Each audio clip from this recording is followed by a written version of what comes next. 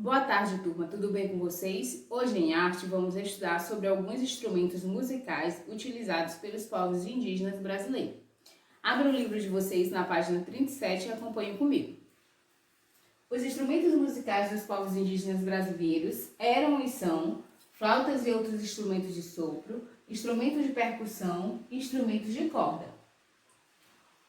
Nas aldeias é possível encontrar muitos tipos e tamanhos de flautas. Aí nós temos a flauta de pan, também temos apitos, também temos o clarinete. O clarinete ele é feito com palhetas, certo?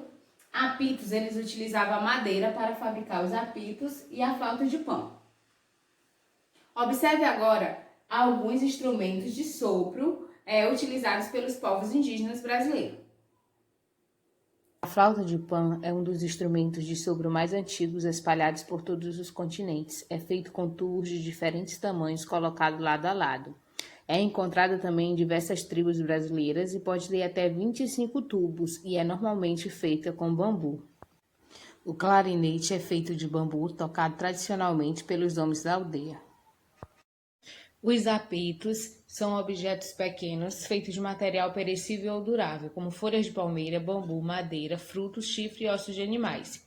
Os indígenas eles utilizavam os apitos de madeira para imitar o som dos pássaros. Além dos instrumentos de sopro, temos os instrumentos de percussão. Os instrumentos de percussão utilizados pelos indígenas também são bem variados. E os mais comuns, ou seja, os mais populares, são o tambor de cerâmica, o tambor de tronco, o pau de chuva, o reco-reco e os maracás.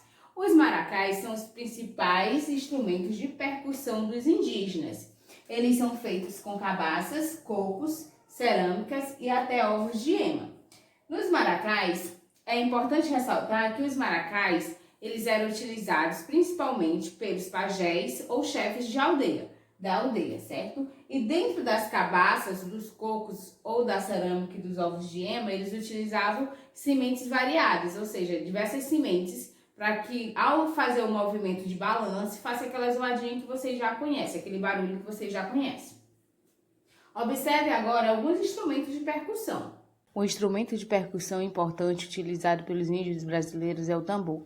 Ele pode ser feito com madeira, de tábua ou troncos escavados, cerâmica, couro e pele de animais. Os tambores são instrumentos utilizados tanto para sinalização e comunicação quanto em festas e cerimônias sociais e religiosas.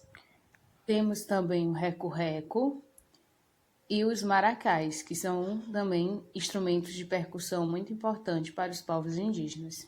Além dos instrumentos de sopro e dos instrumentos de percussão, temos também os instrumentos de corda, que eram muito utilizados e que são ainda muito utilizados pelos povos indígenas brasileiros.